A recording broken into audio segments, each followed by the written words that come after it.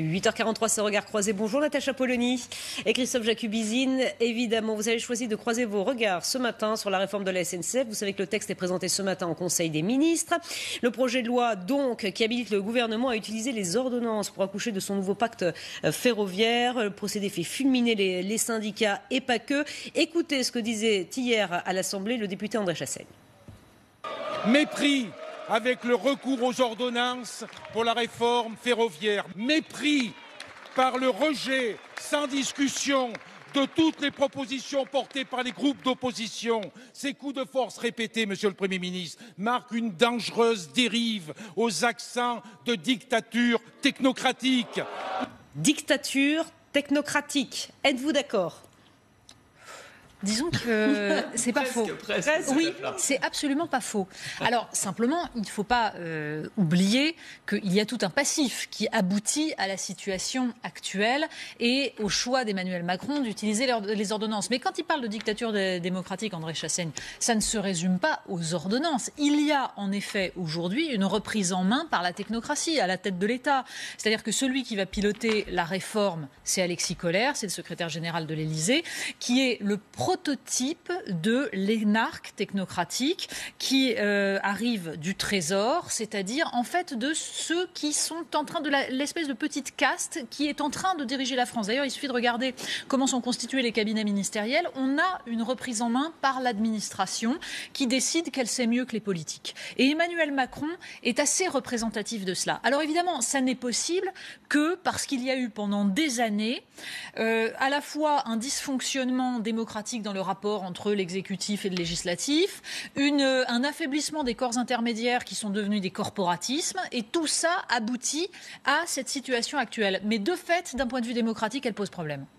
Soyons sérieux, on peut ne pas être d'accord avec telle ou telle réforme du gouvernement Macron, et on peut effectivement dire qu'il y a une forme de consensus technocratique dans les réformes de Macron, ça je suis d'accord avec Natacha.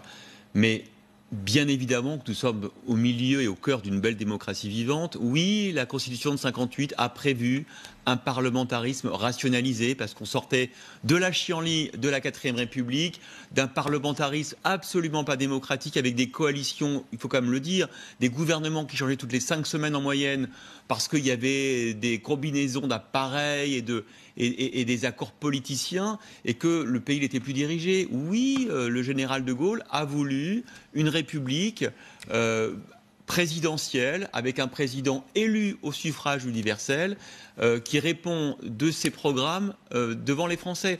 Oui, il y a une dérive parlementariste en 2008 avec la réforme de Nicolas Sarkozy qui a rajouté une navette supplémentaire avec des débats interminables qui durent des mois sur un projet de loi, alors que les Français, légitimement, veulent que le gouvernement réforme et le fasse de manière rapide. Et donc, tous ces outils qui sont les ordonnances et la future réforme de la Constitution, qui est en cours des discussions, où on va raccourcir la navette, on va rationaliser les amendements, parce que, franchement, Natacha, vous croyez que c'est très sérieux d'avoir des nuits et des nuits de débat avec des faux amendements juste pour retarder les décisions du gouvernement? Si vous n'êtes pas d'accord, Natacha, eh ben, lors des prochaines élections, vous voterez pour quelqu'un d'autre qu'Emmanuel Macron. Mais le président a été élu sur un programme, il applique son programme de manière le plus efficace et rationalisée possible. Oui, vive la 5ème République et vive les outils du parlementarisme rationalisé. Pardon, ne le prenez pas mal, Christophe, mais moi j'adore l'éloge de la 5ème République et du gaullisme, alors que tout, depuis des décennies, a été fait pour détruire toute l'œuvre de De Gaulle et toute la structure de la 5ème République. C'est pas vrai, donc on n'est plus dans ces conditions-là. D'abord, je termine. D'abord, pour une petite raison qui est que, et d'ailleurs c'est pas étranger à ce qui se passe sur la SNCF, je termine, démocratiquement, ça n'est pas étranger à ce qui se passe sur la SNCF. Il y a à côté de cet édifice qu'avait prévu le général de Gaulle quelque chose qui s'appelle l'Union européenne, avec par exemple l'obligation de libéraliser, d'ouvrir à la concurrence les services publics. Vous voyez, ça se passe un petit peu comme ça. Et deuxième chose, dans les structures de la 5ème République, les équilibres ont été totalement détruits. C'est-à-dire que les équilibres entre le législatif et l'exécutif, mais le septennat et l'inversion du calendrier, déjà ça l'a tué, la 5ème République. Donc parler la main sur le cœur de belle démocratie, excusez-moi, mais la question est de savoir si aujourd'hui les structures institutionnelles permettent de faire entendre l'ensemble de la volonté des citoyens. Il y aura un débat sur les lois d'habilitation d'ordonnance au Parlement et il y aura un débat sur la ratification des ordonnances. Je ne vois pas en quoi ça restreint le droit d'expression et d'amendement de l'opposition. Et quand vous me parlez, revenez, quand on regarde 58-69, les 11 ans de gouvernement du général de Gaulle, vous croyez que ça donnait plus de poids et plus de temps aux discussions à l'Assemblée sur les textes du gouvernement ? Non, bien sûr que non, mais le problème c'est que l'époque n'était pas exactement la même, si ça ne vous a pas échappé. C'est-à-dire que justement, la façon dont on conduit un pays est liée aussi à l'ensemble des processus démocratiques qu'il y a. Vous avez remarqué, il y a une accélération. Et il y a un lien entre... l'accélération ne signifie pas normalement qu'il faille passer par-dessus l'ensemble des volontés. Alors simplement, il y a un problème institutionnel aujourd'hui qui se voit...